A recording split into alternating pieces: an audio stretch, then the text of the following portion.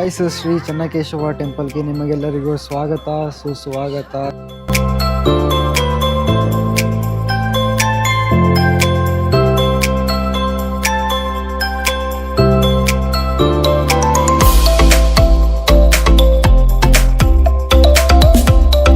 Hi, ಎಲ್ರಿಗೂ ನಮಸ್ಕಾರ. Welcome to my YouTube channel. ನನ್ನ ಮೊದಲ ವಿಡಿಯೋಗೆ ನಿಮಗೆಲ್ಲರಿಗೂ ಸ್ವಾಗತ ಸುಸ್ವಾಗತ. ಇದು ನನ್ನ ಫಸ್ಟ್ ವಿಡಿಯೋ. ನಾನು ಶ್ರೀ ಚೆನ್ನಕೇಶವ ಟೆಂಪಲ್ ಒಳಗಡೆ ಸ್ಟಾರ್ಟ್ ಮಾಡ್ತಾ ಇದ್ದೀನಿ. ಶ್ರೀ ಚೆನ್ನಕೇಶವ ಟೆಂಪಲ್ ಹಾಸನ ಡಿಸ್ಟಿಕ್ ಬೇಲೂರಿನಲ್ಲಿರುವಂಥ ಒಂದು ಫೇಮಸ್ ಹಿಸ್ಟಾರಿಕಲ್ ಟೆಂಪಲ್. ಪ್ರತಿ ವರ್ಷ ಅನೇಕ ಪ್ರವಾಸಿಗರು ದೇಶ ವಿದೇಶಗಳಿಂದ ಇಲ್ಲಿಗೆ ಭೇಟಿ ನೀಡ್ತಾರೆ. ತುಂಬ ಇತಿಹಾಸವನ್ನು ಹೊಂದಿರುವಂತಹ ದೇವಸ್ಥಾನ. ಸುಮಾರು 900 ವರ್ಷಗಳ ಇತಿಹಾಸ ಈ ಒಂದು ದೇವಾಲಯಕ್ಕಿದೆ.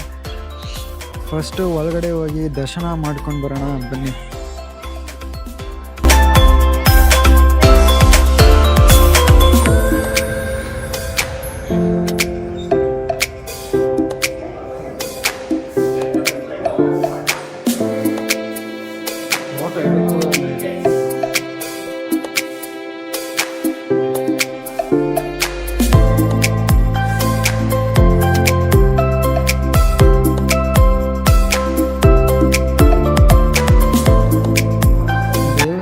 ಒಳಗಡೆ ಈ ಥರ ಪಿಲ್ಲರ್ಗಳು ಟೋಟಲಿ 48 ಈ ಥರ ಪಿಲ್ಲರ್ಗಳಿವೆ.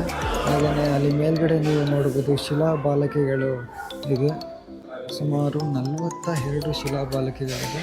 ಈ ಚೆನ್ನಕೇಶವ ಈ ಟೆಂಪಲ್ ಏನಿದೆ, ಇದು ಈ ಗ್ರೌಂಡಲ್ಲಿ ಸೆಂಟ್ರಲ್ ಇದೆ. ಇದರ ಅಕ್ಕಪಕ್ಕ 2 ದೇವಾಲಯಗಳಿದೆ. ಅದರ ಮುಂದಗಡೆ ಈ ಕಡೆ ಒಂದು ಕಲ್ಯಾಣಿ ಇದೆ, ಆ ಕಡೆ ಒಂದು ಬಾವಿ ಇದೆ. ಹಾಗೆಯೇ ಅಲ್ಲಿ ಗ್ರಾವಿಟೇಷನಲ್ ಪಿಲ್ಲರ್ ಇದೆ.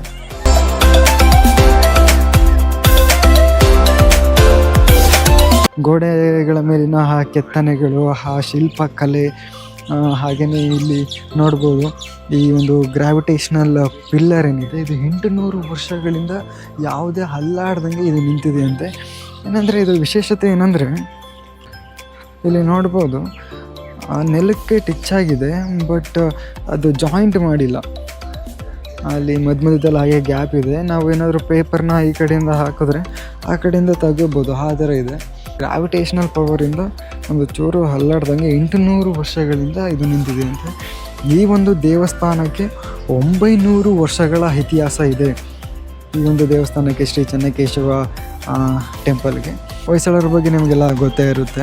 1000ನೇ ಇಸ್ವಿಯಲ್ಲಿ ಅವರು ಅಧಿಕಾರವನ್ನು ವಹಿಸ್ಕೊಂಡು ಆಳ್ವಿಕೆ ಮಾಡೋದಕ್ಕೆ ಬರ್ತಾರೆ. ಅವರು ದಕ್ಷಿಣ ಭಾರತವನ್ನು ಫುಲ್ಲು ಅವರು ಆವರಿಸ್ಕೊಂಡಿರ್ತಾರೆ. ಸುಮಾರು 1000ನೇ ಇಸ್ವಿಯಿಂದ ಹತ್ತಿರ 347 ವರ್ಷ, ಅಂದರೆ 1347ನೇ ಇಸ್ವಿವರೆಗೂ ಅವರು ತಮ್ಮ ಆಳ್ವಿಕೆಯನ್ನು ಮಾಡಿದ್ದಾರೆ. ಇದರ ನಡುವೆ ಸುಮಾರು ದೇವಾಲಯಗಳು ನಿರ್ಮಾಣ ಮಾಡಿದ್ದಾರೆ. 1500 ದೇವಾಲಯಗಳನ್ನು ಅವರು ನಿರ್ಮಾಣ ಮಾಡಿದ್ದಾರಂತೆ.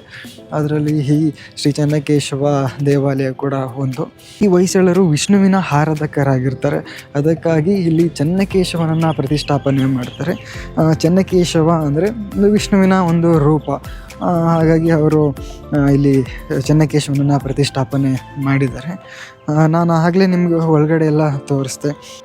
ಒಳಗಡೆ ಟೋಟಲ್ ಆಗಿ 48 ಪಿಲ್ಲರ್ಸ್ಗಳಿದೆ.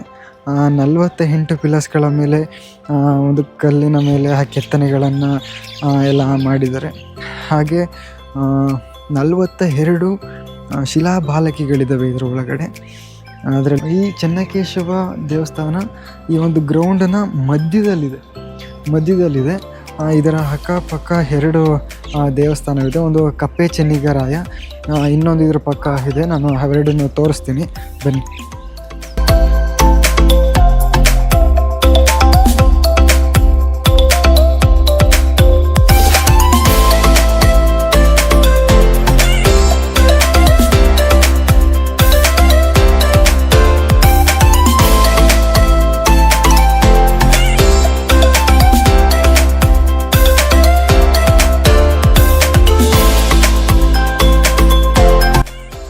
ಇನ್ನೊಂದು ಕಡೆ ಕಪ್ಪೆ ಚೆನ್ನಿಗರಾಯನ ದೇವಸ್ಥಾನವಿದೆ.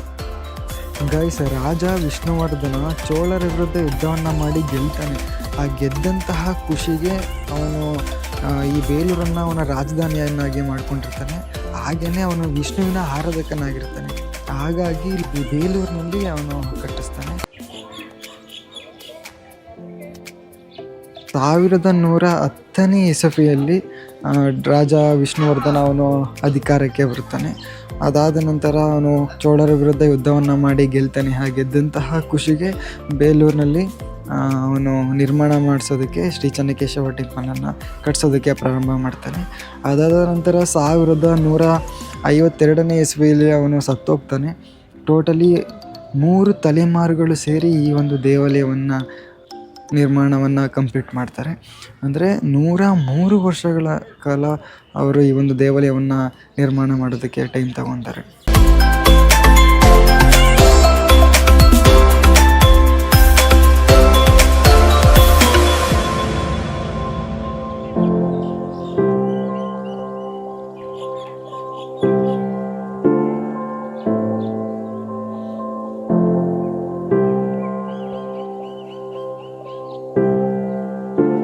ಕಲ್ಲಿನ ಮೇಲೆ ಕೆತ್ತನೆಗಳನ್ನು ಮಾಡಿದ್ದಾರೆ.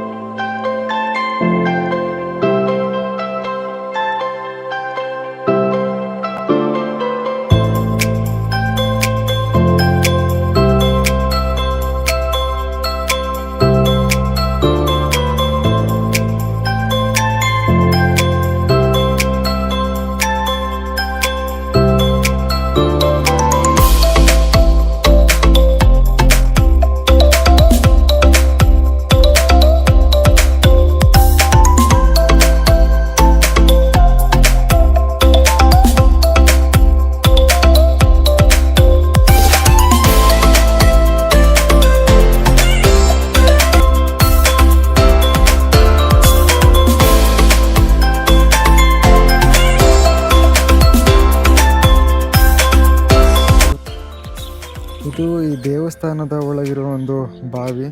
ಈ ಕಡೆ ಬಾವಿ ಇದೆ. ಈ ಕಲ್ಯಾಣಿ ಒಳಗಡೆ ಆಮೆ, ಮೀನು ಎಲ್ಲ ಇದೆ.